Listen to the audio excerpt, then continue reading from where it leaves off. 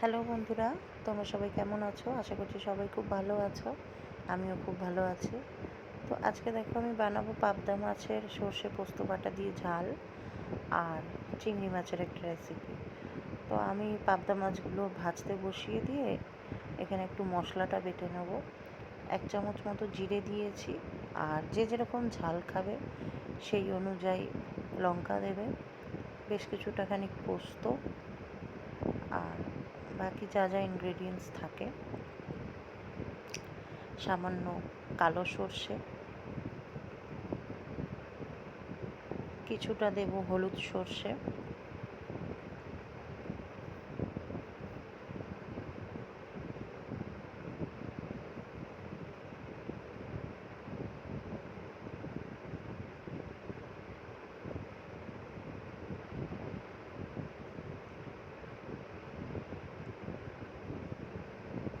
আমি এখানে 3টে কাঁচা লঙ্কা নিয়েছি। তার কারণ হচ্ছে লঙ্কাগুলো ভীষণ ঝাল, আমি খুব একটা ঝাল খাই না। তো সামান্য একটু নুন দেব স্বাদ অনুযায়ী, দিয়ে এটাকে আমি বেটে নেব। দেখো আমার মশলাটা বাটা হয়ে গেছে, ফাইন পেস্ট একটা করে নিয়েছি। এখন মাছগুলো ভেজে আমি তুলে রেখে দিয়েছি। একটু কড়া করেই ভেজেছি, কারণ এই মাছটা একটু হালকা ভাজলে না আমার একদম খেতে ভালো লাগে না, তাই একটু কড়া করেই ভেজেছি। তো কড়াতে দেখো আবার বাকিটা তেল দিয়ে, চিংড়ি মাছটা যেহেতু করবো একেবারে মাছ ভাজার ঝামেলাটা মিটিয়ে রাখছি। তো কড়াটা পরিষ্কার করে নিয়ে আবার কিছুটা তেল দিয়ে চিংড়ি মাছগুলো আমি ভেজে তুলে রাখবো।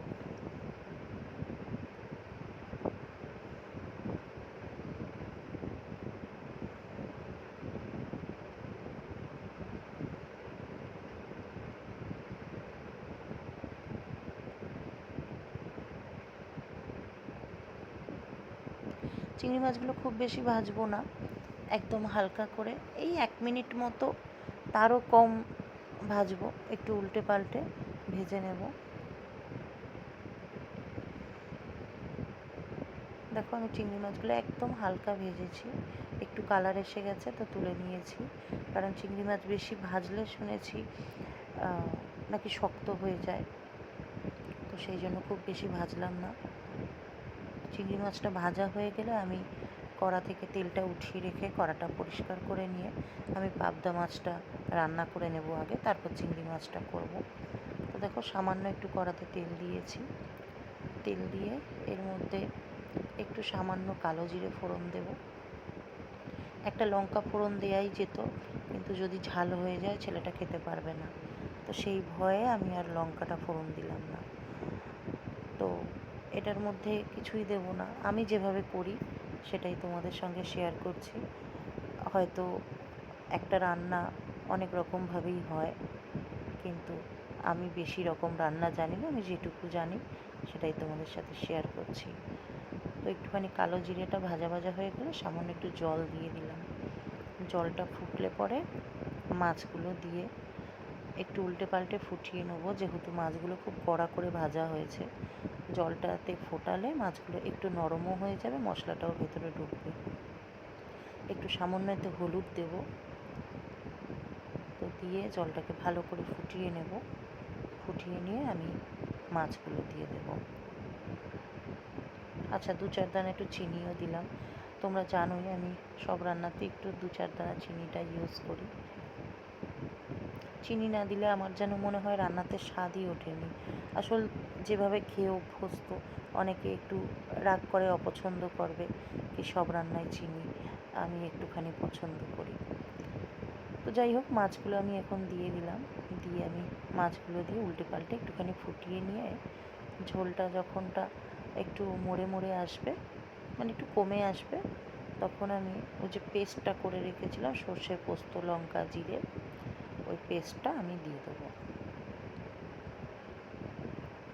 আমার মিক্সিটা না একটু ডিস্টার্ব করছে, যে কারণে পেস্টটা খুব ফাইন হয়নি, একটু দানা দানা রয়ে গেছিলো। খেতে খুব একটা খারাপ লাগেনি, কিন্তু তবুও মুখে পোস্তর দানাগুলো একটু একটু পড়ছিল, তো একটু কেমন কেমন যেন লাগছিল। তো যাই হোক, আমি মিক্সির বাটিটা ধুয়ে একটু জলও দিয়ে দেব, দিয়ে এটাকে ফুটিয়ে নুনটা চেক করে নিয়ে, ঝালটা চেক করে নিয়ে তারপর নামিয়ে নেব। তো নামানোর আগে আমি একটু কাঁচা সর্ষের তেল আর দুটো চেরা কাঁচা লঙ্কা দিয়ে নামাবো। তো সর্ষে পোস্ত বাটা দিয়ে কোনো মাছ রান্না করলে ওতে শেষে নাকি কাঁচা তেল দিলে খেতে ভালো লাগে আর গন্ধটাও নাকি ভালো আসে। এটা মা কাকিমাদের কাছ থেকেই শোনা, তাই সেটা আমিও একটু ট্রাই করি। তো আমার দেখো পোস্ত সর্ষে বাটাটা যেটা দিয়েছিলাম, ঝোলটা মরে মরে এসেছে। আমি এর ওপরে এই যে বললাম কাঁচা তেল আর কাঁচা লঙ্কা ছড়িয়ে দিলাম। তো দেখো আমার রান্না রেডি। দেখতে তো খুব সুন্দর হয়েছে আর খেতেও খুব ভালো হয়েছিল। এদিকে আমি চিংড়ি মাছের পেস্টটা বানিয়ে নেবো, মশলাটা। এতে কাজু, কিশমিশ, টমেটো, জিরে, তোমার দিয়েছি একটু পোস্ত, আর কি জানি দিয়েছি আমি ভুলে গেছি, ও লঙ্কা দিয়েছি। দিয়ে তো কড়ায় তেল গরম করে নিয়ে পেস্টটা আমি ঢেলে দিয়েছি। এই মশলাটাকে কষাতে থাকবো। এর মধ্যে আরও কিছু বেসিক যে রেগুলার মশলাগুলো থাকে সেগুলো এর মধ্যে একটু যাবে। মিক্সি ধোয়া জল তো অবশ্যই যাবে, কারণ মিক্সিটা আমার নতুন মিক্সি, খুব ডিস্টার্ব করছে। ওটাকে একটুখানি ডাক্তারখানায় দেখাতে হবে। তো এটার মধ্যে আমি সামান্য একটু জিরে গুঁড়ো, একটু ধনে গুঁড়ো, একটু কাশ্মীরি লঙ্কা গুঁড়ো, হলুদ, স্বাদ অনুযায়ী লবণ, আর ওই যে 2-4 দানা চিনি। এটাতে 2-4 দানা চিনি দেবো না, এটাতে একটু বেশি চিনি দেবো, একটু মিষ্টি মিষ্টিই হবে। আমি অন্য সময় দুধ দিয়ে করি, কিন্তু আজকে দুধটা অ্যাভেলেবেল ছিল না, মানে ছিল, দুধটা ফোটানো হয়নি আর আমার দেরিও হচ্ছিল, সেই জন্য আমি এটা আজকে জল দিয়েই ফোটালাম। সেজন্য রেসিপিটার নাম তোমাদের বলতে পারলাম না, তোমরা নিজের মতো করে বসিয়ে নিও কিছু একটা নাম। তো দেখো আমি জিরে গুঁড়ো, ধনে গুঁড়ো, কাশ্মীরি লঙ্কা গুঁড়ো, হলুদ, নুন সব কিছু দিয়ে দিলাম। দিয়ে আমি এখন মশলাটাকে খুব ভালো করে কষিয়ে নেবো, একটু একটু জল দিয়ে বেশ খানিকক্ষণ ধরে এটাকে কষাবো। আর চিনিটা আমি আগেই দিয়ে দিয়েছিলাম, তার কারণ এতে কোনো সবজি নেই, তো তাই না সেদ্ধ হওয়ার কোনো ভয়ও নেই। তাই জন্য চিনিটা আগেই আমি দিয়ে একেবারেই সব কিছু দিয়ে, তাড়াহুড়োতেই ছিলাম, সেজন্য একেবারেই সব কিছু দিয়ে মশলাটাকে কষিয়ে নিলাম। আচ্ছা, এই পেস্টটার মধ্যে আমি আদা রসুনও দিয়েছিলাম, বলতে ভুলে গেছিলাম। তো দেখো আমার মশলাটা কি সুন্দর তেল ছেড়ে দিয়েছে, কিন্তু তবুও আমি আবার আর একটুখানি এই মশলাটাকে একটু কষাবো।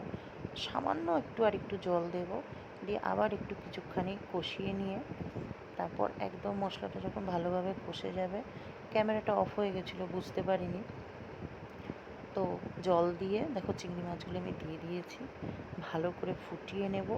নিয়ে সুন্দর গ্রেভিটা যখন হয়ে যাবে আমি এটাকে নামিয়ে নেব, একটু গরম মশলা দিয়ে নামিয়ে নেব। তো আমার রেসিপিগুলো খুব সহজ এবং ঘরোয়া পদ্ধতিতে আমি যেভাবে করি তোমাদের সাথে শেয়ার করছি। তোমাদের কেমন লাগলো তোমরা অবশ্যই বাড়িতে একবার করে ট্রাই করো, ভালো না লাগলে আর করো না, কারণ আমি আমার মতো করে রান্না করি। আমি কোনো রেসিপি বুক দেখে বা কোনো রান্নার পদ্ধতিতে করি না, আমি যেরমভাবে পারি করি। অবশ্যই জানিও খাবারগুলো দেখতে কেমন হচ্ছে, আর তোমরা বাড়িতে ট্রাই করলে জানিও খেতে কীরকম হয়েছে। আর অবশ্যই চ্যানেলটা সাবস্ক্রাইব করে দেবো, লাইক কমেন্ট শেয়ার করে দিও। অবশ্যই সঙ্গে থেকো, এগিয়ে নিয়ে যাওয়ার জন্য সকলে পাশে থেকো। তো সকলে ভালো থেকো, সুস্থ থেকো। আজকের আমার এই ক্ষুদ্র রেসিপি এইটুকুই। সকলে অনেক ভালো থেকো। ফাইনাল লুকটা দেখে নাও, এরকম ঠিক এসেছে। আমার ছেলে খুব পছন্দ করেছে, ওর জন্যই এই 2 রকমের মাছ রান্না করা আজকে আমার। ও ভীষণ পছন্দ করে। তো সকলে ভালো থেকো, সুস্থ থেকো। টাটা।